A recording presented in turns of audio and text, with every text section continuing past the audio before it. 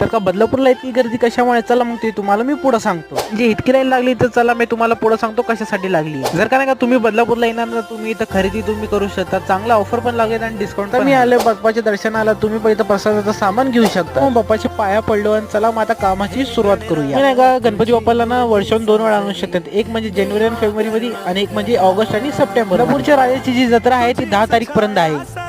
लहान लहान मुलांच्या खेळण्याच्या वस्तू तुम्ही इथे येऊ शकतात, बघू शकतात. पूर्ण म्हणजे रात्रीच्या टायमाला मी तुम्हाला बोलवतो ना, इतकं भारी दिसणार ना बदलापूर. हे जी तुम्ही समोर बघते ते तुम्ही मला कमेंट मध्ये सांगा काय. आणि जी एका माणसाची असते ना त्याची 100 रुपये प्राइस असते. ती पण 1 पर्सनची 100 रुपये फीस आहे. तुम्ही पण नक्की या बदलापूरला.